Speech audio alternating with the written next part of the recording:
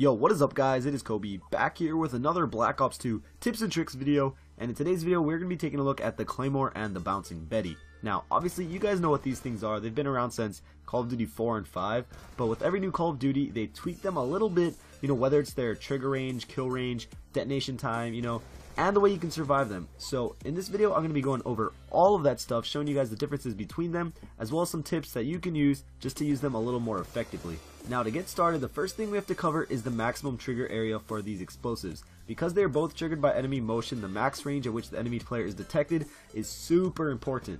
As you can see here, the Bouncing Betty's trigger area is actually fairly large, and as you know, it covers the full 360-degree area. However, although you will take damage, that does not demonstrate the maximum kill area, which is now demonstrated here in yellow. So as you can see, even though it is smaller than the trigger area, its kill range is actually pretty damn big still. So that, plus its 360-degree radius, is why so many people hate these things and why they are so good.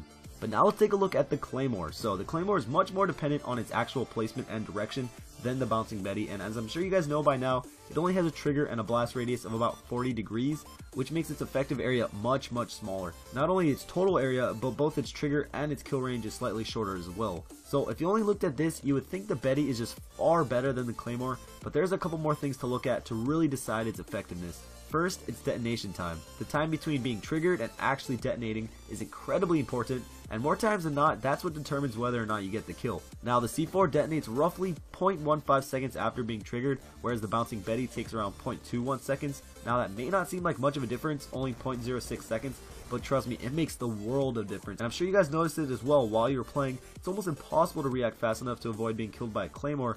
However, if you are paying attention, it is fairly easy to avoid a Bouncing Betty. So in this area, the upper hand definitely goes to the Claymore. Now, how might you survive or counter these explosives? Well, for the Bouncing Betty, you have a bunch of different options. The easiest way, of course, is just to crouch. Past Call of Duties, you have to go all the way to prone, but in Black Ops 2, you won't take any damage whatsoever by simply crouching. This makes them insanely easy to avoid, especially if you are on the tactical layout.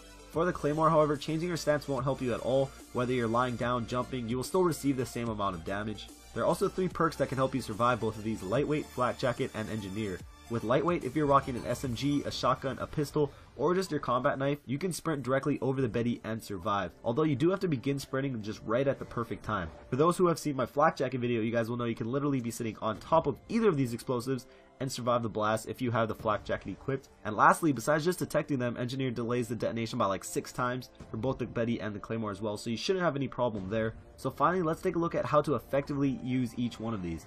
For the Betty, it is pretty simple because of its 360-degree radius. It's hard to go wrong, but my one suggestion is to always place it as low as possible.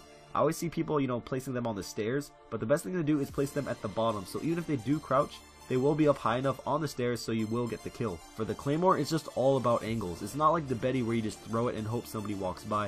You need to place these where you know people will be walking and angle it accordingly. You don't want your opponent to see the Claymore before it's too late for them to do anything about it, so point the lasers in the direction that they are going to be walking, not where they have walked. But after seeing and hearing all this, and from actually using them in the game, which do you prefer, the Betty or the Claymore? For me, it's all situational. The kill rate percentage is definitely a lot higher with the Claymore though, just because the crouching to dodge a Betty is just way too easy, and at this point in the game, it's just second nature to hit that crouch button when you hear that click.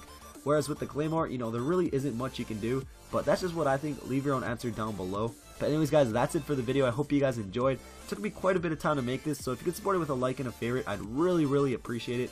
As you can probably tell by my voice, I've had a cold for the past week, but I just really want to make a video. I didn't want to go a whole nother week without making a video, so I just wanted to make this for you guys. Also, I hit 7K 2 days ago, so thank you guys for that. I'll try to muster up something for you guys at like 7,500 subs, probably a giveaway, I don't know. I'll think of something, but again, thank you guys for watching. A couple of videos on screen, go check them out if you want, and I'll catch you guys later. Peace.